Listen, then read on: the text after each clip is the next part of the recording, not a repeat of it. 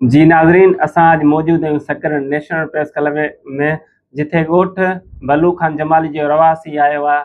अचो त हम सां ॻाल्हि ॿोल कयूं। छा थो चवे? किथे वेठा आहियो? बलू जमाली। हां, छा मसलो आहे? मसलो बनी जो आहे। कंहिं कब्ज़ो कयो? कुर्बान मिल मास्टर आहे, पिरामिड टीचर आहे। कहिड़ा ज़ात आहियो? जमाली आहे। घणा एकड़ बनी कब्ज़ो कयो? बनी करे हींअर मुंहिंजो ॿारो खनि आयो, उन जबर बनी मुंहिंजो घणो बि न वठा। घणनि सालनि खां? वाटर ते इहे पुराणो कोन आहे, अंदाज़ो 40-45 साल थी विया आहिनि। तव्हां कंहिं वटि रहियो? हा, अमीर मकबूल जा ख़त आहिनि जमाली वटि, हर कंहिं जा आहिनि 5-6 ख़त, केरु ॿुधण वारो कोन्हे।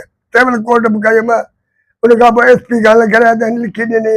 DSP तकड़ खे फ़ैसिलो बि नथो कराए, अमल नथो थिए, धमकियूं ॾे त बनी ते मुंहिंजो कोन्हो कयो, मुंहिंजे ॿारनि खे बंदूक हुई भॼाई। इंसाफ़ खपे।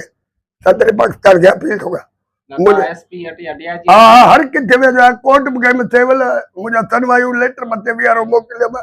IG वज़ीर आज़म सदर गवर्नर चवंदा सही आहे। उन खां पोइ सूबाई मोतबाला खे ॾिनमि, इंटीग्रेशन खे, केरु मुंहिंजो ग़रीब जो ॿुधण वारो कोन्हे।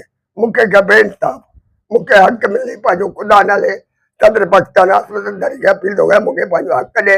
उन खां पोइ साईं MP गुलाम मुस्तफ़ा शाह मुस्ताफ़ खे चवंदो मूंखे पंहिंजो हथ बनी वठी। MP गुलाम कादर चाने साहब खे अपील थो कयां। उन खां पोइ वज़ीर सिंध खे अपील थो कयां, मुंहिंजो ग़रीब जो केरु ॿुधण वारो कोन्हे। मूंखे हींअर बि धमकियूं मिलनि था, मौत मार मारींदो अथई। उन खां पोइ DIG शहीद बेनज़ीर खे अपील थो कयां, SP नवाब शाह खे अपील थो कयां। उन खां पोइ DC नवाब शाह मोहतरमा फज़ल तालपुर खे अपील थो कयां, ज़ियाल अंजार साहब खे अपील थो कयां। मूंखे इंसाफ़ खपे, इंसाफ़ ख़ुदा जे नाले, अलाह जे नाले मूंखे पंहिंजो इंसाफ़ ॾियो। मुंहिंजे ॿार खे हिन में मूंखे ख़तरो आहे मारण जो। ऐं उन खां पोइ मुंहिंजो बनी हींअर पाणी वाणी बि नथो छॾे, हर अठे ॾींहुं मुंहिंजे बंदूकूं पाल, केरु मुंहिंजो ग़रीब जो ॿुधण वारो कोन्हे।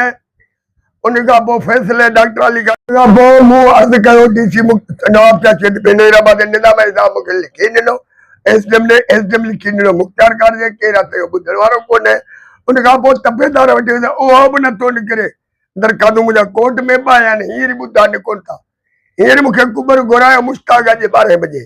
ठीकु आहे, मुंहिंजी चाचा तुंहिंजा 2 लेटर तूं मूं वटि पहुच, हलिया सरज़मीन ॾिसां, ज़मीन मापी ॾिसां, इन खां पोइ वाटर ॾिसनि। उहे बि हैदराबाद ॿई ॿाहिरि हलिया विया, वापसि थो वञा हींअर ॻाल्हि सही। ठीकु आहे, उन खां पोइ अलाह खां मुंहिंजो केरु आहे कोन्हे। अलाह रसूल खां पोइ MP साहब ॿुधे त उहो को दाद फरियाद कनि, गवर्नमेंट करे। बाक़ी सदर पाकिस्तान खे अपील थो कयां, मोहतरमा फरियाद तालपुर खे, खे मुंहिंजो ॿुधनि ख़ुदा खां न थिया, ऐं पाण खे वञी बरात में हणां थो। मुंहिंजो ॿुधण वारो केरु कोन्हे, अलाह रसूल खां। ऐं 8 ॾींहं 10 ॾींहं मुंहिंजो बनी ते हींअर बि खैराबाद में मूं झंटर कयो, जेके वोर फज़ल मुंहिंजो हिन वॼायो 100 मण मुंहिंजो ज़मीन खां वठो आहे, सरकारी पीज मुंहिंजो वटि धमकियूं मोतबार डेली मिलनि था। मुंहिंजो ग़रीब जो केरु ॿुधण वारो कोन्हे, अलाह रसूल खां सवा। अलाह खे अपील थो कयां, सदर पाकिस्तान खे वरी बि मुंहिंजो ग़रीब जो हक़ खपे, इंसाफ़ खपे। जी नाज़रीन, तव्हां मोहम्मद नूह जमाली जी ॻाल्हियूं ॿुधियूं। हुन जो चवणु आहे त मुंहिंजे कब्ज़े वारी ज़मीन उहा ख़ाली कराई वञे, मूंसां इंसाफ़ कयो वञे।